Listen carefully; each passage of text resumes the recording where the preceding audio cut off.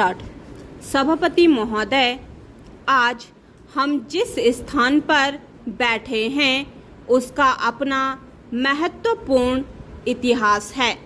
यह वह स्थान है जिसने संतवाणी दी, सारे देश को जागृत किया और सदा के लिए मनुष्य को ऊंचा स्थान प्राप्त करने का मार्ग बताया। मैं तो यह जानता हूँ कि यह स्थान केवल संतों का नहीं, देशभक्तों का भी स्थान है। यहाँ राजनीति का भी महत्व कम नहीं रहा है।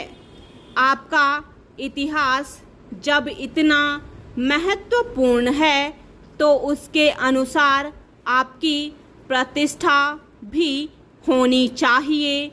आपने कहा है कि यह राज्य दूसरे नए राज्यों में शामिल हो जाएगा। शायद आप ऐसा ही चाहते हैं और इसलिए ऐसा हो रहा है। सरकार की नीति में कुछ समय तो लगता ही है, परंतु जहाँ तक मैं समझता हूँ यह सब बिना किसी कष्ट के हो जाएगा। आशा है कि सारे देश के लिए जो योजनाएं बन रही हैं उनसे सारे देश का जीवन स्तर उन्नत होगा, जिसके फलस्वरूप इस देश से बीमारी और अशिक्षा दूर की जा सकेगी। आपके क्षेत्र को भी इन सब योजनाओं का पूरा लाभ मिलना चाहिए और मिलेगा। यह दूसरी बात है कि जब भोजन परोसा जाने लगता है तो परोसने वाला एक होता है और वह एक ओर से आरंभ करके फिर दूसरी ओर जाता है और एक चीज के बाद दूसरी चीज की बारी आती है। सब लोगों को सब चीज एक साथ नहीं मिल सकती।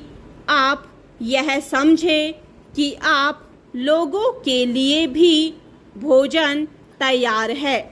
हम अपने देश को उन्नत करना चाहते हैं।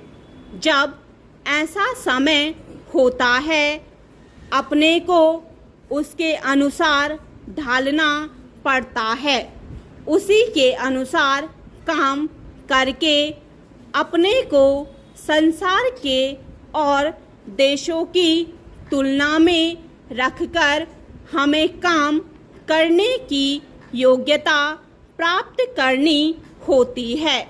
स्वतंत्रता पाने के बाद पिछले करीब 30 वर्षों से हम इसी धुन में लगे हैं कि इस देश को किस तरह से ऐसा बना दिया जाए जिससे इसकी गणना भी संसार के उन्नत देशों में हो, क्योंकि यह तो जानी और मानी हुई बात है कि यह देश सदा एक ऐसा देश रहा है जिसकी गिनती संसार के महान देशों में होती रही है।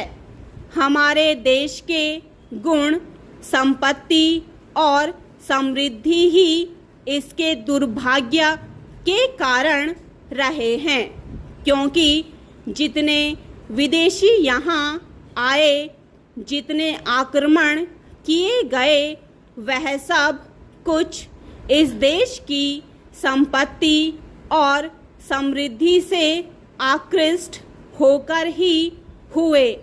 यह बात बहुत पुराने समय की नहीं है। अंग्रेजों के समय तक भी यही बात रही है। स्टॉप।